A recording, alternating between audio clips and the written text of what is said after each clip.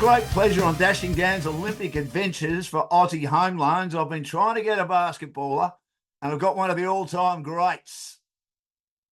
And, of course, we're here, as I say, for Aussie Home Loans to deal with anyone in Australia. They've got clients in every state and capital. They do Zoom as well, which we are today. Now, this man had an NBA career. He started at Portland. He didn't play at Portland. He went across to Dallas. We'll ask him how that happened and why that happened. Then he ended up at the incomparable Chicago Bulls, post-Michael Jordan era. He had an outstanding career in the NBL. He went to 2 Olympic Games in 2000 as a youngster with a very experienced side, and they finished 4th. Missed 2004, where Australia had a rare poor performance at the basketball and the Boomers. And I think not having this great man there probably played a big part in that, although he'll play it down. And then in 2008, they finished 7th as he was involved in 2 Olympic campaigns. He's now a very respected commentator. He even owns a pub at Trentham, which is not far from Kyneton, sort of in northern Victoria, beautiful part of the world. Cold but magnificent on these winter days, so that makes any sense. Chris Anstey, welcome to Dashing Dan's Olympic Adventures for Aussie Home Loans. Great to have you with us. Thanks for having me. That's a hell of an intro. And it's been a fun ride so far. And just like you, mate, we look forward to this time every 4 years with a lot of interest, and we profess to know what's going to happen. And in all likelihood, we've probably got no idea. But they're always fun chats and a lot of excitement around, well, not only the basketball world, but of course, every other sport that participates in the Olympic Games, I'm sure. Can I take you back 3 years? I remember, and I heard about it later, that Andrew Gaze wasn't going to put his phone up on the desk. You remember they had that show, him and Andrew Marr, and Australia had just won a bronze medal. And Andrew Marr said, no. He calls him Keith, as you know. Got to put your phone on the desk because we want to see it vibrating so much because Australia had just won a bronze medal. I thought that was a special moment, and I thought that was the moment when the Australia men's basketball team had finally arrived. What was your feelings, Chris, after they won that bronze medal, and can they keep that going, you think? Yeah, I felt the same. There were a lot of messages went around, a lot of old basketball players that night. And I think we all had a sense that this was one we almost expected to win. And, you know, I was trying to, as my, at the time, he must have been a six-year-old son, or he must have been at the time. I think Hunter was 6, but sat around, and we weren't allowed to, but we had people over during COVID because I wanted to share that moment with people close to me, and I wanted to express to them what it meant to not only me, but everyone who'd gone before that group. And when they got that done, you're right. It was a later game. I think the game finished at 10 or 11 o'clock. Yeah. I would have been up till 3, and everybody knew that everyone was awake if you called them or messaged them. But it was a special time, and moving into these Olympic Games, the thing that I've been really strong on is it doesn't guarantee anything. And I think one thing that we can't expect, we can wish for, but can't expect, or if we don't medal, for it to be a failure. The rest of the world is improving as quickly, if not more quickly, than what we are. And, you know, the team this year has some of those older guys like we had with Gaze and Vlahov and Longley back in 2000. And their young guys are clearly going to play a bigger role than what ours did. But the first challenge is to get out of the pool, and you never want to call a game a must win, but the first game against Spain is incredibly important because in most people's eyes, us and Spain are the weaker 2 teams in that pool. And, you know, you lose to Spain, you come across Canada who are loaded, and then you see Giannis and you're trying to battle for it. You wouldn't want that to happen. So big game against Spain. Love for the basketball community's expectations to be tempered just a little bit because everyone else is going as well as what we are. Well, at the time of recording this, the games hadn't yet started. The opening ceremony will be tomorrow morning. But by the time this goes to air, the first match won't be far away. Is it the Ball of Death for Australia? No. We use that line a lot. No, that's probably overused, isn't it? No, yeah, that's horseshit. Every pool in an Olympic Games is a pool of death. There's probably a couple of teams, you wouldn't mind getting Puerto Rico in a pool, and I think Venezuela might have made it, did they? But even watching a team like South Sudan with their length, I do think they're going to cause some problems. So anytime we get a tough pool, we tend to call it a pool of death, but I don't subscribe to that for a second. Of course, as you say, it's Greece, Canada, and Spain. Australia with the third most number of NBA players. Canada have got the second most, which just indicates how big the sport is there.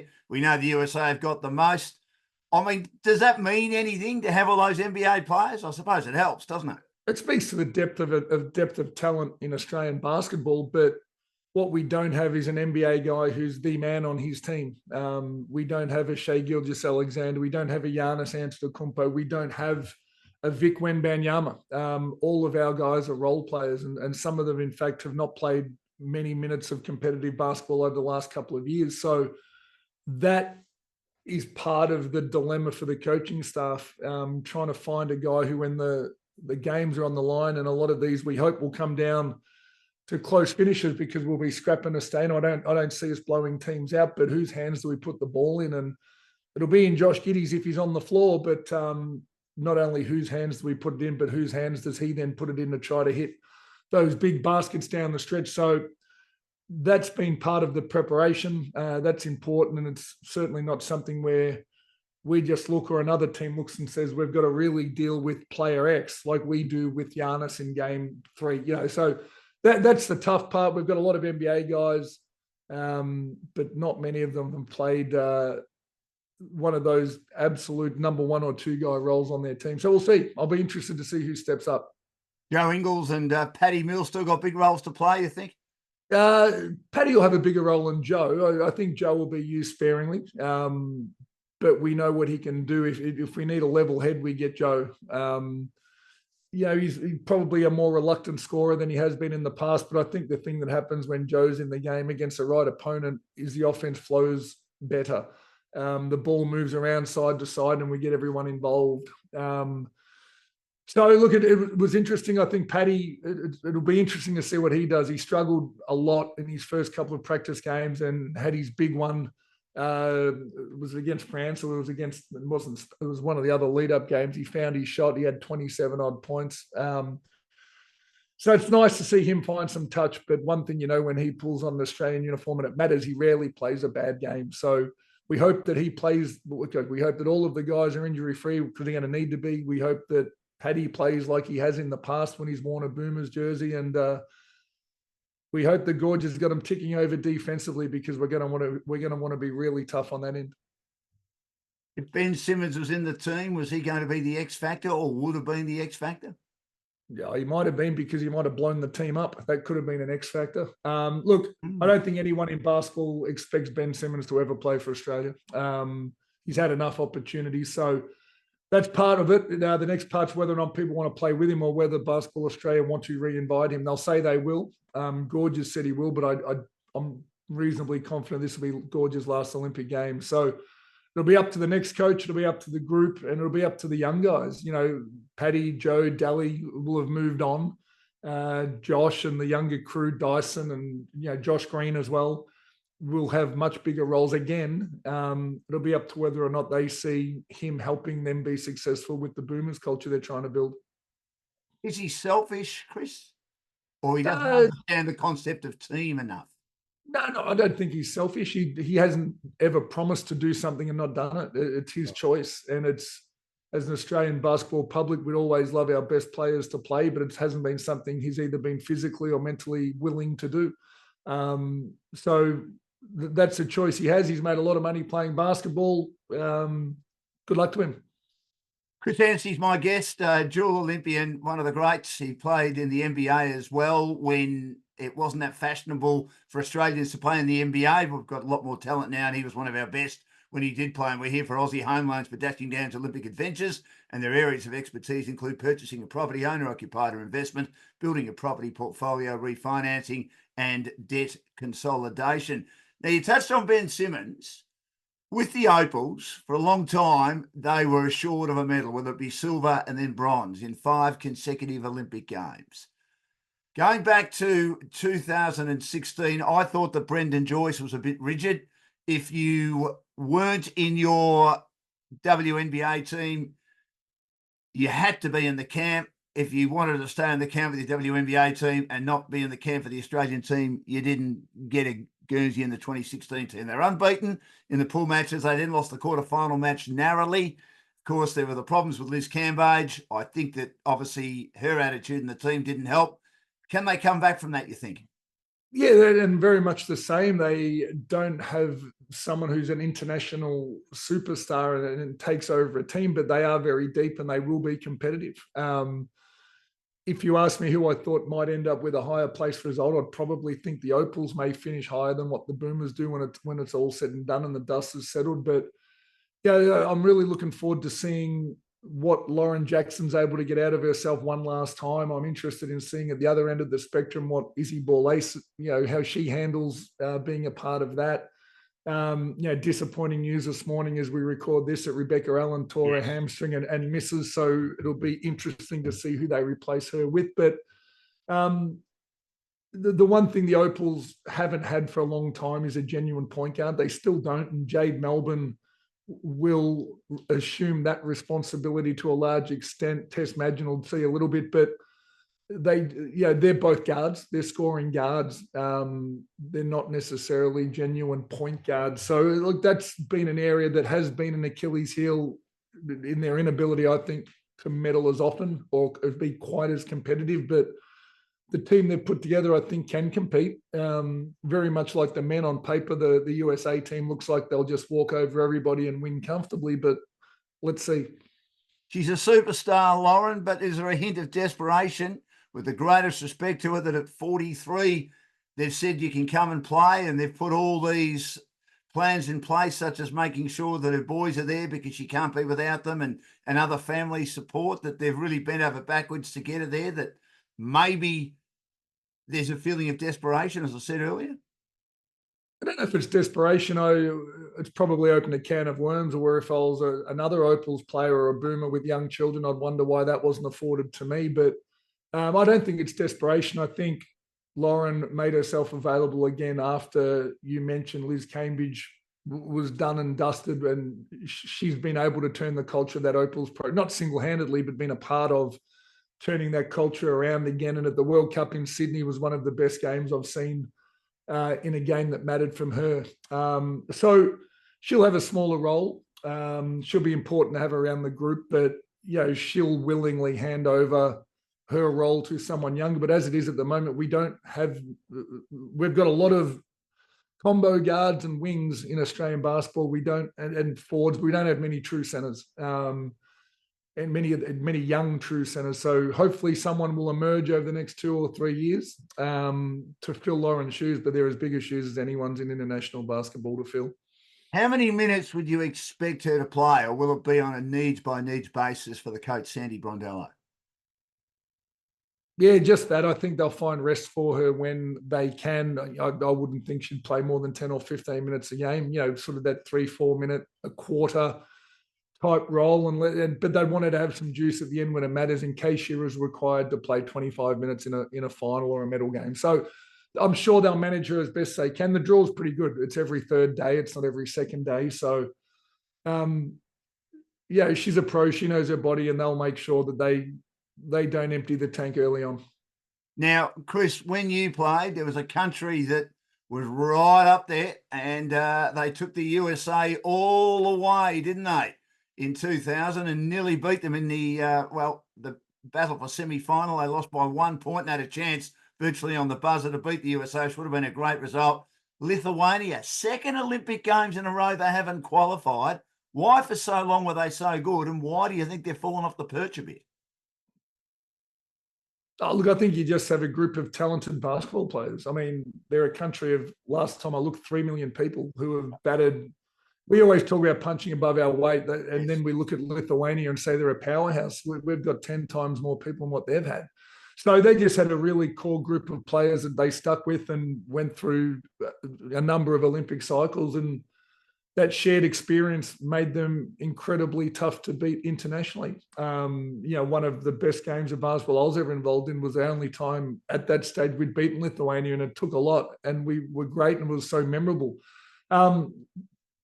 Europe, 12 teams in the Olympic Games tournament, the number of talented players. You mentioned how many NBA players we've got. The amount of international NBA players continues to grow, and other teams have caught up and gone past Lithuania. So they'll find a way back. They'll end up with a superstar at some stage who'll do to their country what Luka Doncic has done for Slovenia, I'm sure. But who knows when that will be.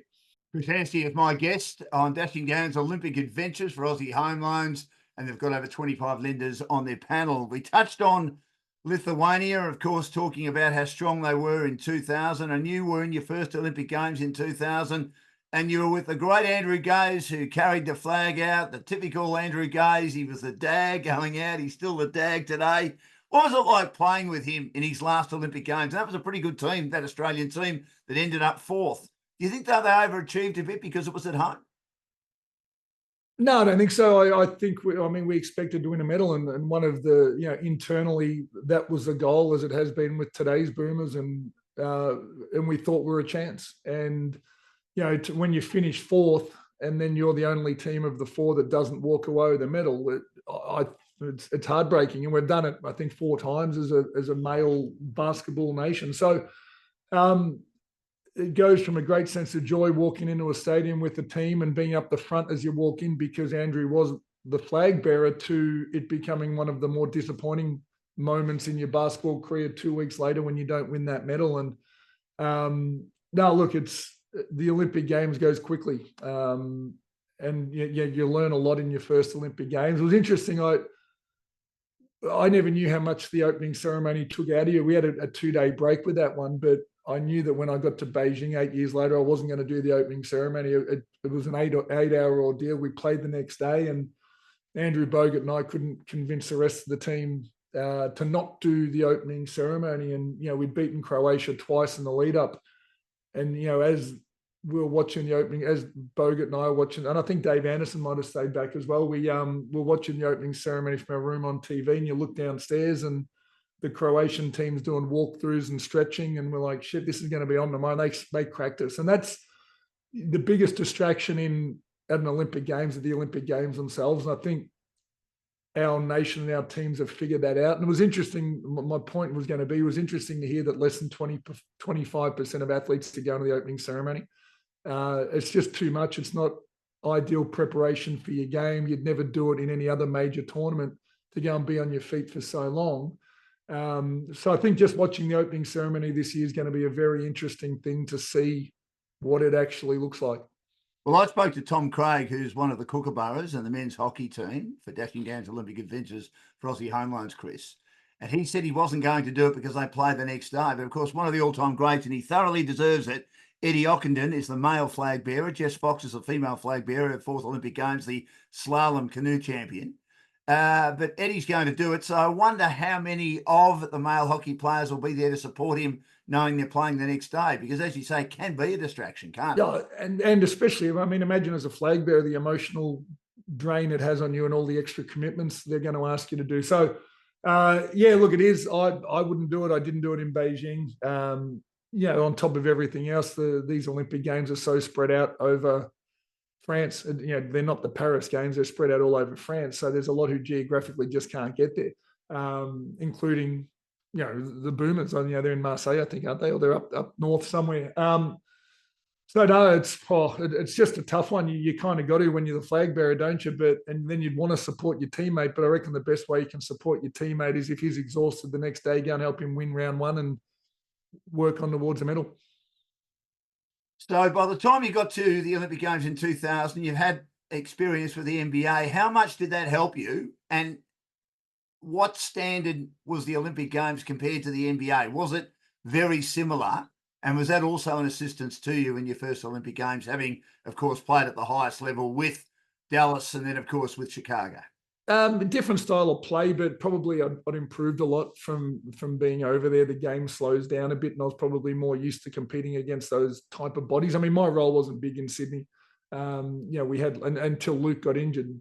We had Mark Bradkey as well, and Barry Barnes. Was very well known for playing the older guys and the guys that have been around for a long time. So a lot of us young guys didn't see the court that often, and that's probably the hardest part of an Olympic Games is, when you're just getting used to that role and making sure you compete when you come in and trying to understand what that is. But no, look, I think it's like any basketball journey, isn't it? The older you get, the more you know, the better you tend to compete until your body starts saying, you've done enough. We're going to start slowing down on you. So I moved as well as I had in that one, but I reckon I was a lot better player 8 years later when I got to Beijing. What was so good about Andrew Gaze? I mean, even at the age of 35, I mean, he's one of the best defensive players, one of the best shooters this country's ever seen. He could just produce when he had to, couldn't he? I think that's it. His offensive game is as strong as anyone's, in the history of Australian basketball.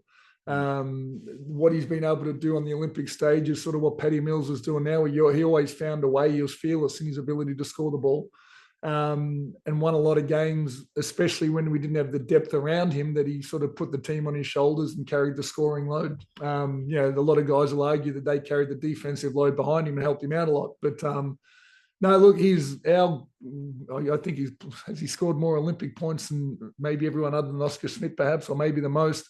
But I mean, those sort of statistics just tell the story, don't they? Absolutely. In 2004, that was frustrating for you. The team only won one game and you were injured. Were you close to playing, or was it just a battle against time? To be honest, I can't remember what my injury was, but I didn't watch. I couldn't bring myself to watch the games, and I got ruled out.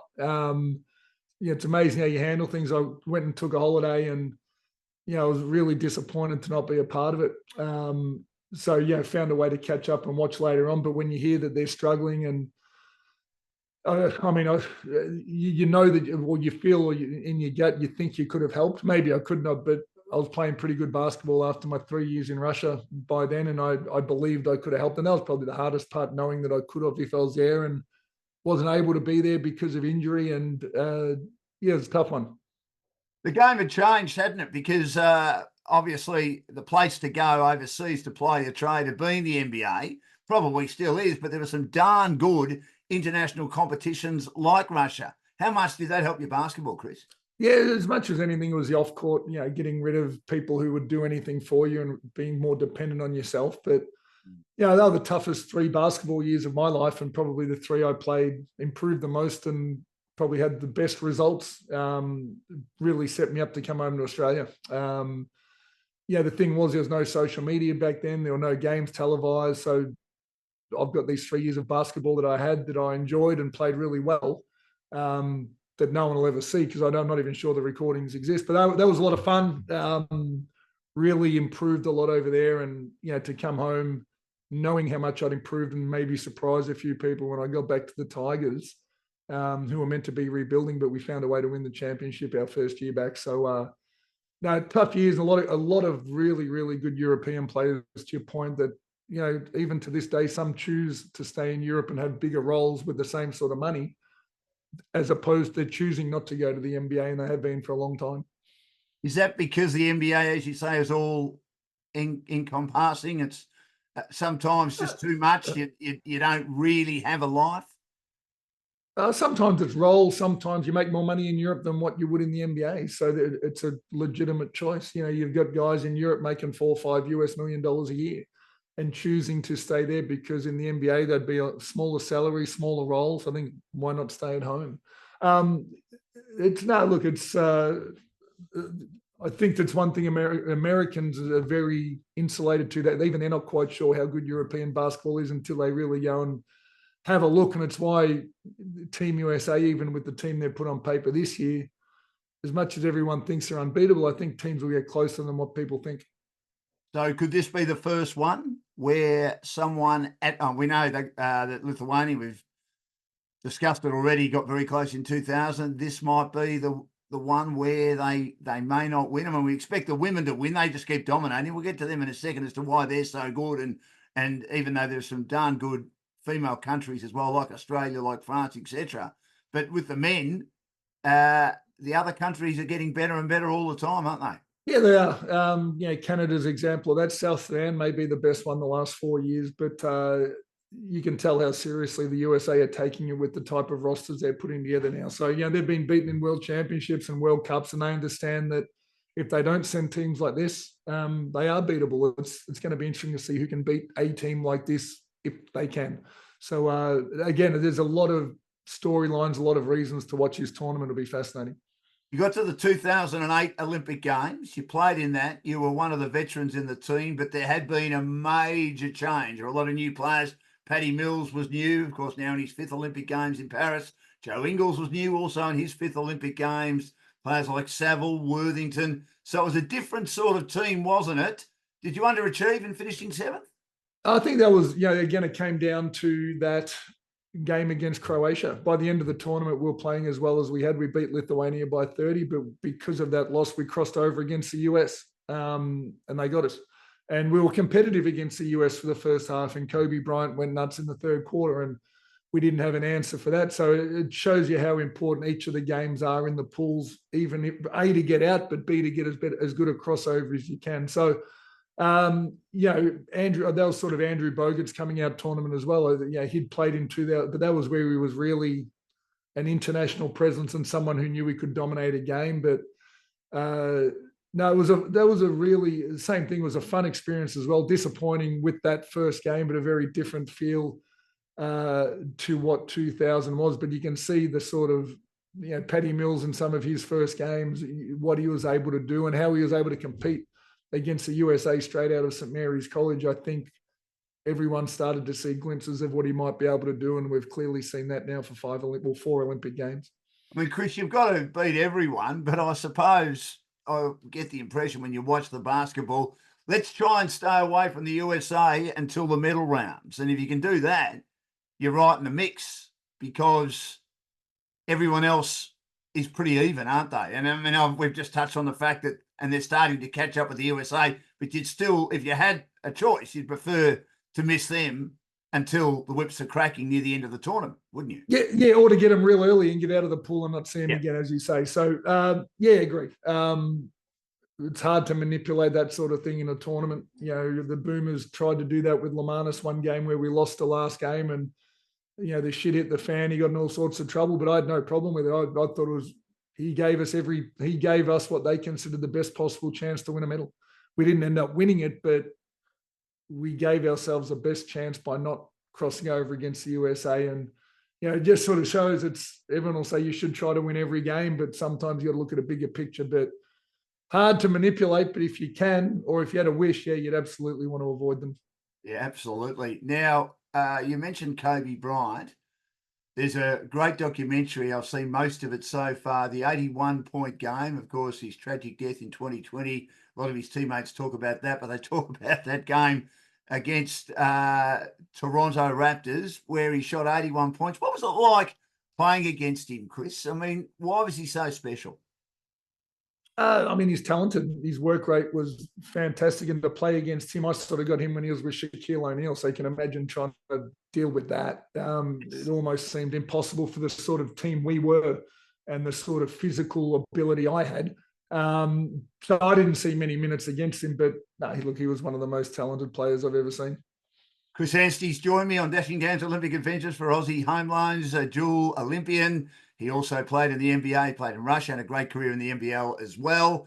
And we're here for Aussie Home Loans, whose areas of expertise include pre-approvals, first home buyers, equipment loans, car loans, and also personal loans. Now, as I said, you were pick 18 by Portland, but you didn't really get to spend much time in Portland, Chris, because I think you were on traded pretty quickly to Dallas. How did that happen? And how did you feel about that? 5 minutes later, I had no idea. I put a Portland jersey on. I got a phone call 5 minutes later saying, take it off, put a Dallas one on. So that was about it. I had no idea. And it had been a predetermined choice made before draft day between Portland and Dallas. And I guess they took Calvin Cato and I ended up in Dallas. So nothing to it other than the fact that there was a phone call 5 minutes after I got drafted. So how'd you feel about that? Even though Portland had picked you up, but you weren't really going to go to Portland. It was all just part of a plan to get what they needed to get. I didn't. I was just so naive. I knew I was where I wanted to, with the team that wanted me. Didn't understand it. Was naive, and all I knew was when I got on a plane, I was heading to Dallas. I'd never been to either town or either city, so wherever I went was going to be different. And I didn't have a prep. All I knew was if it all went well, I was going to get drafted with the last pick of the first round. But I actually didn't get that far, which was surprising.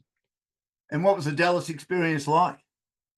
Yeah, great. It was eyes wide open. You realise you're not as good as what you thought you were in the NBL, and you've got to go and get a lot better. Love the town, love some of the players I played with, and it was an accelerated learning experience. And you realise, like I said, you got a lot of work to do, and clearly didn't get to exactly where I needed to be, got traded to Chicago, which was the team who was going to draft me in the first place, and spent my year there. And after that, I didn't get offered another contract. I sort of chose to come back, play in the Olympic Games in Sydney, and wasn't able to be there all off season, and may or may not have jeopardized another small contract. But glad I made the choice and had my 3 years in the NBA and then moved on. Tell me about Chicago. It was post Michael Jordan. Was his presence still there when you turned up at the Chicago Bulls? Of course. Yeah, the trophies sit there, the banners hang in the rafters. He turns up every now and again, but I think the thing was, you realise how great the Chicago sporting fans were to give us, would have the patience with us. I think they understood. They didn't want that team to break up, but when they did, they understood it wasn't our fault, and they supported us. We were a horrible team. I mean, everybody had their own agenda. We're good human beings, but I think everyone saw it as an opportunity to grow their own opportunity, and we're on track to be one of the worst teams in the history of the game, and ended up winning only about 20 games. I think maybe it was 18. So it was a long year. When you go through, a month and you don't win a game, it's tough. So again, you deal with a lot of adversity, you grow. And then at the end of the day, you realize the business involved with them trying to build a franchise, understanding who they want to build around. So just on that, you play so many games. One game just rolls into another. When you go through a patch like that and you don't win for over a month, and that might be 12, 14 games, somewhere like that, do you keep going, Chris? It's your job. I mean, you're getting paid millions of dollars to do it. And having said that, though, it's long, but you go through a process and you find successes on something that's not the scoreboard. You find improvement at practice. You find improvement in a teammate. You add a defensive set, or you try something new, and you get better physically, whatever it might be. But at the end of the day, you try to get close and put yourself in games. Even if you don't win it, then you believe that eventually that it'll turn. And you see that in the AFL. I mean, you see what Hawthorn have been able to do this year, to some extent what North Melbourne have been able to do, that if they only measured success with wins and losses, everyone fails by the end when you got one premier. So you got to find a way to genuinely measure success, and it doesn't always have to be winning and losing games of sport. So do you think if Australia doesn't make the semis this year or doesn't win a medal, but because we've got, as you say, a lot of young guys who are still finding their way in the sport, if there's discernible improvement in them, it's a reasonably successful campaign? Same with the women as well. Yeah, I think getting out of the pool for the Boomers is a success, and anything other than that's a bonus. That's where we sit globally at the moment. You want to put yourself in an opportunity to play in a quarterfinal and take a swing at someone. That if we get to that stage, I would consider this successful. And again, it's about aligning the basketball public, because now we've won a medal, and the group stated they always want to compete for a medal. It doesn't mean it just happens, and it doesn't mean we fail if we don't. It'll be disappointing, but it's just really important to keep some perspective on how good the rest of the world's going too.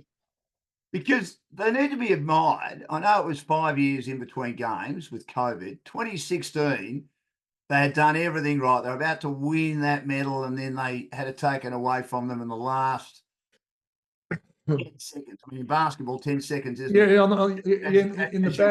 With that bad call against Spain. Yeah, absolutely. Correct. Yeah, and they managed to get back on the horse. There was also a bit of controversy in the World Championships as well, and they missed out in the bronze. The team changed a bit in personnel, but there's still a lot of the same guys there. They obviously galvanised to make sure that it didn't happen again. So they need to be applauded for that, don't they? Yeah, they do. And what they were able to do, and you've got to wait a long time to make up for it, of course. It's 4 years to carry. That's a long time, and things can go wrong in a tournament.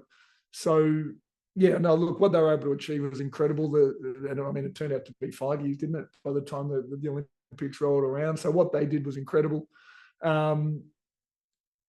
Again, it's sort of that going through something together, that shared experience that, you see the New York Knicks doing it, you see Melbourne Storm have done it, the Boomers have done it now, and the transition period while you still got the guys who've shared those experiences, integrating the new young kids is really important, and hopefully even though they weren't a part of it, they're understanding what it meant. And I think they are. So, no, it was, I mean, all of us boomers at one, we're so happy that was able to happen. At the same time, you kind of still wish you were a part of it when it did. And the Opals were the same too. And they have, as I said earlier, and Chris Anstey's my guest for Dashing Downs Olympic Adventures for Aussie Home Loans, champion Australian basketball, went to 2 Olympic Games, because they won 4 silvers and then a bronze. There were a lot of players that were lucky enough to play in a lot of those. Christy Harrow was one of them. Penny Taylor played a lot, and Lauren Jackson too. But there were still changes within that team, within the roster, in that, during those 5 Olympic Games, that the team was still able to gel and keep being up there and basically being the second best team to America. Yeah, look, we had probably the second best domestic or talented domestic league in the world, and it showed. We had our girls playing in the WNBA in numbers that outweighed the men in the NBA. So yeah, we were at that level, and the WNBL was at that level. And you're right, the depth of talent we had, we just beat teams on talent oftentimes as the women's game was growing in other countries. But same sort of thing, the women's game is growing globally, and other teams' improvement is accelerated because they're coming from a long way further back. And our challenge is to remain one of the top 2, 3, 4 nations in the world. No matter what programs you have, no matter where you're from, sometimes it only takes one exceptionally talented human being to change the fortunes of an entire nation's trajectory. Luka Doncic. We had Lauren Jackson, one of the greatest basketball players in the history of the game. And she's been around now for 25 years or so. So like we won't have her moving forward. So again, we see who that next one might be.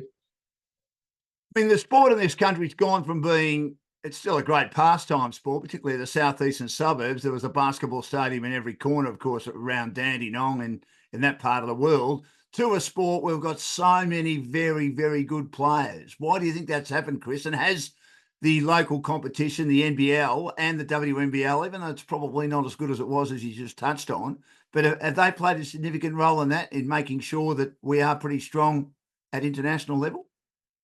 Yeah, look, I think there are more eyes in our league now, and so more younger people playing it. But again, the sport, like most do, they tend to spend more time and resources on grassroots level. That's where the money is for the sports. It doesn't necessarily mean that you're going to get the ones coming out the pointy end. So even if you look at most of the guys in our team this year, it has been through them going away to the COE or going away to college or away to the NBA to put the finishing touches or on the pointy end of their career. We haven't really done that as a nation domestically yet. So look, it's the sport's popular. It's sort of outside my realm of expertise as to what it needs or anything like that. And I kind of enjoy not being a part of that anymore. But we've just got to make sure we continue to find programs where the really, really talented ones are treated a little bit differently and taken out of mainstream programs, because it's what the other nations do. But we always want to sort of knock down the really talented ones and not give them preferential treatment. We've got to give them preferential treatment, train them a little bit differently, and make sure it'll give everyone the opportunity to reach their ceiling. One of the main reasons why I think Australia's been so good for so long is they've had some great coaches, and one of them is the almost incomparable Brian Goorjian. Had so much success coaching in the NBL, winning premierships or championships left, right and centre. He had that defensive bent about his coaching, and you had him as a youngster. He's still got that defensive bent now, but he's still able to relate, isn't he? He's still relevant. Yeah, look, the best thing he's always done is been able to get guys to play together. And it's as simple as that. Put them in situations to succeed, get them to play hard, and get them to buy in. And sometimes it's that simple. It's maximizing potential. So you'd always think a team that Gorge has will figure out what they're capable of, whatever that might be. And no, you're right. He's been the most successful. It might not even be basketball coach. It might be coach. He may be one of the most successful coaches in Australian sporting history. In conversation with guys like Craig Bellamy and those sort of, Eddie Jones and the hockey coach, whose name escapes me off the top of my head. So yeah, look, he's one of the greatest of all time, and he won't be doing it forever. And it's it was special to be. It was special to have him sort of take the reins of a lot of us young guys when we're young and develop the habits that we consider normal that most people don't. And does it work that Sandy Brondello has an WNBA team and also an Australian team, and at times it impacts on a commitment? Yeah, it does. It would be great to have more access to the girls. It would cost a fortune to get the entire team over to the USA to do a camp as opposed to flying one person back, or in fact, not having the head coach present. So it's got to impact it a little bit. I don't know. Again, I don't know what her coaching aspirations are or how long she'll go for with the Opals, but you sort of sit back and you got Shannon Seaborn, who I think is one of the best coaches of women in a long, long time as an assistant. I would like to think that he'd be the next in line, and I hope they reward someone like him when it's time, as opposed to someone politically that they might just pick a name or more experience or whatever it might be. But he's an incredible coach of women. Why is he so good? What's a couple of key factors that stand out for you? No, look, he gets it. He relates. He gets it. He's up to date with all international global trends. Again, he finds a way to have teams reach their potential. I mean, winning the championship with Townsville, finding ways to junior World Cups, World Championships. He's done a great job. Now, you mentioned Andrew Bogut. Was he the best player you played with the Boomers, and why was he so good? I don't know. I'd never like to say one's better than another. I mean, his competitiveness was one thing. He had that chip on his shoulder from the time he was a young kid and wanted to prove people wrong, and was able to do that. Don't know who the best would be. There have been so many great teams. I mean, I think someone like Sam McKinnon's completely underrated in this conversation, where he'd play alongside some of the Gazers and Bradkeys, and then he'd be given the best player on the other team to defend. He rebounded out of his position. I think he's one of the best wing rebounders and defenders in the world at the time, but no one was measuring that. They were measuring how many points people scored. But there's a lot of great players that probably haven't got the accolades that some of those more highly regarded or highly publicized players do. You think they talk more about the points because the NBA is so big and that's such an attacking form of basketball compared to the NBL and compared to obviously the international matches where defense plays a huge role? Yeah, I mean, it's the easiest stat to count, but it's the one they put on the scoreboard, and it's the one that's most important to most people. It's as simple as that. Now, Chris, you got into basketball late at the age of 17, but at the age of 15, you were ranked the second best Australian tennis player in this country behind a bloke called Mark Philippoussis. When you played Mark Philippoussis, how long were the rallies? Because with the greatest respect, no, they were short. You two gentlemen, you were serving volleys. Is that correct? And you would have liked playing on the grass. They were short. It's no, look, it's really interesting, that old tennis thing. It's you still hear people talk about how overrated Philippoussis was or how he never achieved his potential. I'd argue that he probably, as a junior, he had a pretty rough pathway. He was very talented, but you wouldn't have picked him to be a Wimbledon finalist or to win that game against Pete Sampras at the Australian Open. The things he was able to do in tennis for us young kids who grew up around him a little bit were pretty incredible and should be celebrated a lot more than what they probably are. He was a very good player. He was a bit misunderstood, do you think? Is that an accurate term? Yeah, look, he had a really hard upbringing, and I'll probably leave it at that. But to get out of that and to do what he's done, you can understand why he behaved like he did at times. You can understand why he was inconsistent. You just wish him all the best, and I think he's in a really good place now. Why did you get out of the tennis and concentrate in the basketball? Because you got into it pretty late at the age of 17. Yeah, I just found myself in a game of basketball one day. I didn't think I was going to make it as a tennis player. When it was all said and done, after I found basketball, I enjoyed being a part of a group. I enjoyed being somewhere where my height was an advantage, not a disadvantage. And the longer I played, I realized pretty quickly that, I could probably do some of the things that the players I was watching could do. I'd never done it, but, my improvement was pretty quick, but I worked my ass off. I was always really proud of how hard I worked because I was coming from so far behind. And no, look, it just sort of, happened, I only ever committed to keep playing as long as I was still improving, and I kept improving. When did you know that you were pretty good at this? Probably not until my third or fourth year in the NBL. It took playing for Brian Gorgon and playing with that coaching staff to instill that work rate in me, strengthen my body up a lot. And, there's a lot of young players now that if they don't play many minutes, they go and change teams. I moved from the Tigers to train harder. And then even after my first year of playing 2 minutes a game, I played 5 a game my first year at the Magic, 10 a game in the second. So, 3 years into my professional basketball career, I'd averaged about 7 minutes a game. And I think a lot of people tend to forget that, but I knew the work I was putting in. I knew I'd come out of it a better player than going to somewhere else who said they'd play me 20 minutes a game but not get any better and be out of the league and just be a role player for the next however many years. So it took a long time. It probably took until that 1996 year to figure out I could compete. And again, I just kept improving. And obviously the opportunity then to go to the NBA, you don't look a gift horse in the mouth, do you, Chris? Because that's probably where, exactly, particularly in those days, all the budding young basketballers wanted to go, and they wanted to be NBA stars, didn't they? Yeah, I'd never aspired to go to the NBA, but I got drafted. Didn't know much about it. So I love the fact that I was naive as a young player. And, like I said, it came about pretty quickly. In a perfect world, I would have probably been better suited to have another year or two here and improving again for another 2 years. But like you say, you can't say no when the offer comes around.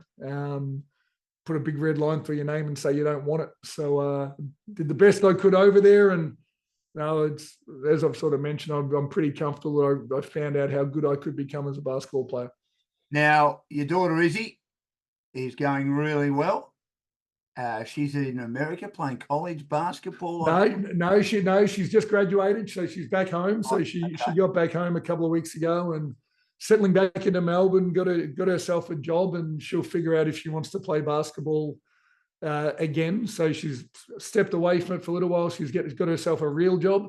And her experience was fantastic. She met great people. I was really happy I could be there for her graduation and her senior night. And her basketball journey has been very different to mine, and that global experience and the education she's got, they'll be invaluable for the rest of her life. If she wanted to go pro, obviously she'd have your support and her mother's support, the great Lindley Frame as well. But obviously you don't mind whatever she wants to do. It'll be up to her. Yeah. Pushing it too much.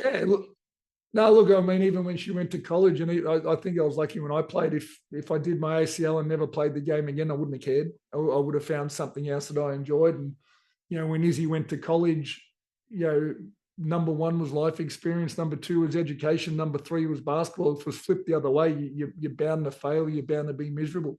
Whether or not she chooses to play it again, that's up to her. She's happy. There's a lot of players I saw who, when I was young, we always knew they weren't going to be extremely successful, but they pushed and they pushed and they pushed. And everyone will say, don't give up. And they probably started their career 6 years too late. So I'm proud that Izzy started her career now. And she's not going to, trudge through mud if she doesn't want to do it for 2 or 3 years before she starts her career. So I reckon she'll have a head start on a lot of people who may not recognize where they need to be as quickly as what Izzy has.